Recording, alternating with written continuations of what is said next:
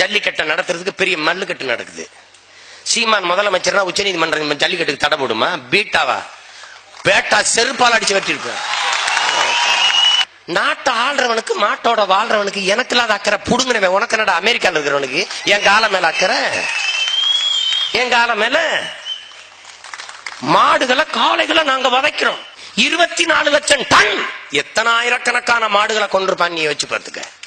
உலகத்துல மாட்டுக்கறி இங்க ஒரு நாடு சொல்ற, உலகத்திலே அதிகமா மாட்டுக்கறி ஏற்றுமதி செய்யறது இந்தியா. அதுக்கப்புறம் பிரேசில்.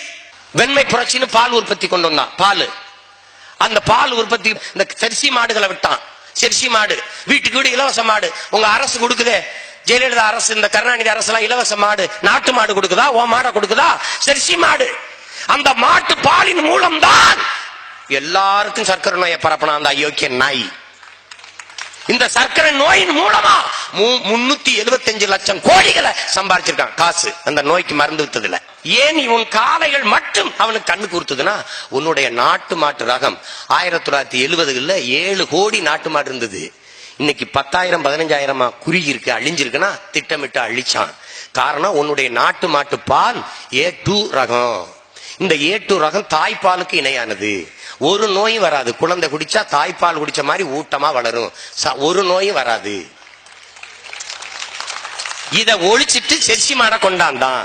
செர்சி மாட்டு பாலை குடிச்சா ஒவ்வாமை, சர்க்கரை நோய், புற்று நோய், இள வயதிலே பெண்கள் பெரிய மனுஷி ஆயிடுவாங்க. எண்ணற்ற சிக்கல்கள் இதுக்குள்ள வருது.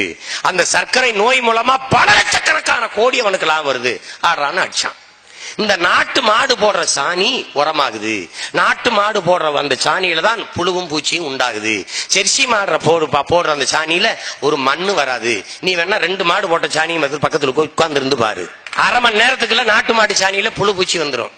இது 6 நாளாலும் ஒண்ணும் வராது, சக்கையா கிடக்கும். அப்ப இந்த நாட்டு மாடை ஒழிக்காத வரை வேளாண் குடிமக்களை இயற்கை விவசாயத்திலிருந்து வெளியேற்ற முடியாது. நீ வெளியேறினா தான் செயற்கை உரத்தை அவன்கிட்ட விற்க முடியும். இந்த நாட்டு மாட்டு பாலை ஒழிச்சாதான் அவன் ஜெர்சி மாட்டுல நோயை பரப்ப முடியும். இந்த நாட்டு மாட்டு பால்ல 3 லட்சம் கோடி சந்தை இருக்கு. இந்த பால், ஒரு பால் மாடு நாட்டு மாடை வச்சிருக்கிறவன் 10 வீட்டுக்கு ஊத்திடுவான்.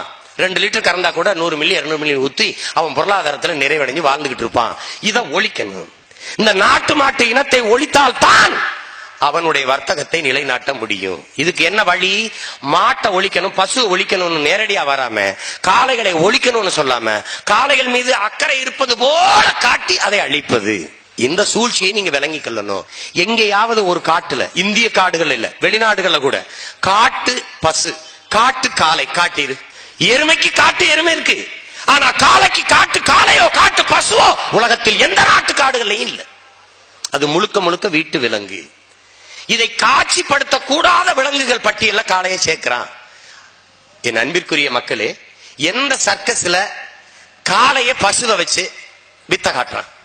அப்ப எதுக்காக நீ அதை காட்சிப்படுத்த கூடாத விலங்குகள் பட்டியல சேர்த்த? அப்படின்னா எவ்வளவு பெரிய சூழ்ச்சி என்பதை நீங்க அறிவார்ந்த மக்கள் புரிந்து கொள்ளணும். இதை திட்டமிட்டு காங்கிரஸ் ஆட்சி அன்னைக்கு இருந்த ஜெயராம் ரமேஷ் சேர்த்தான். Blue cross. இது எதுக்குடா அந்த ப்ளூ கிராஸ் வருது?